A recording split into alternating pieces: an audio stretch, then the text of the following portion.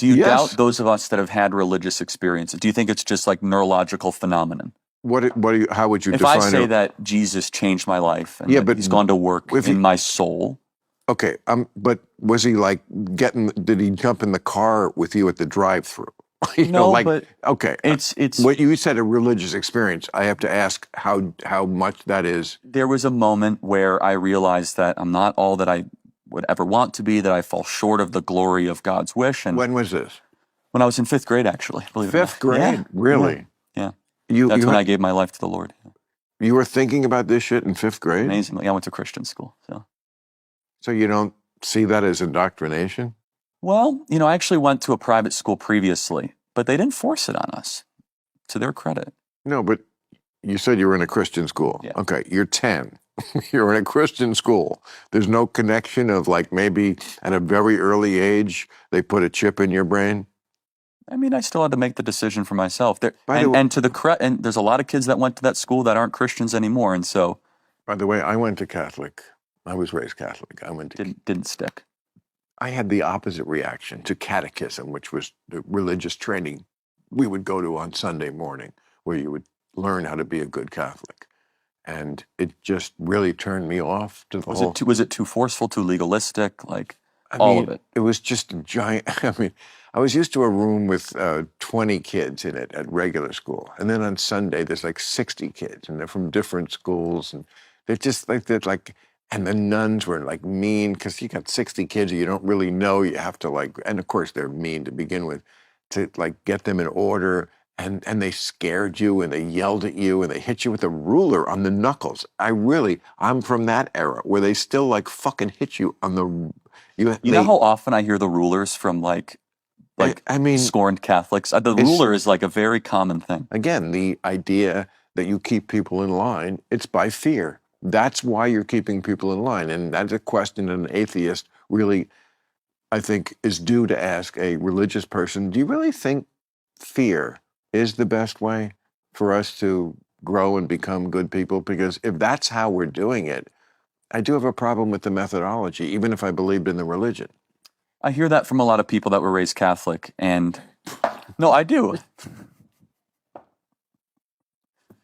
I'm sorry, it's true. It's so true about the Catholic I'm thing. sorry. No, you're right. I didn't mean to, did I do an exorcism or something?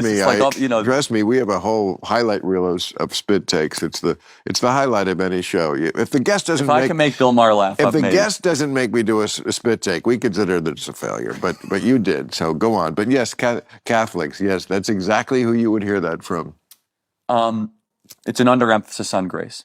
And grace. Yeah. What is grace? It's such a vague term. So justice is getting what you deserve. Me personally?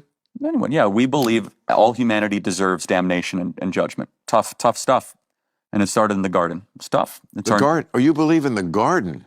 Mm-hmm. You believe in the Old Testament? Oh, yeah. No, I'm one of those Christians. Like 6,000 years old thing? Not necessarily.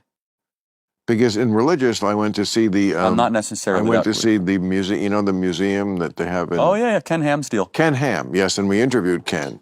He was not happy. You got to admit the Ark is pretty impressive. Have you seen the Ark? They built a whole Ark there. We were there for a whole day. I don't know. Can't remember if it was before or after the Ark. No, it was. And Jesus. That's impressive. Come on. And Jesus riding the dinosaur. Yeah, I don't know about that. Jesus riding the dinosaur. Do I really need to elaborate, people? Okay. Go ahead with your thing. Judgment is getting what you deserve. Mercy is getting less what you deserve. Grace. Wait. Mercy is getting less than what you deserve. Yeah, so we believe Jesus gives us grace. So you get a prison sentence, you get judgment.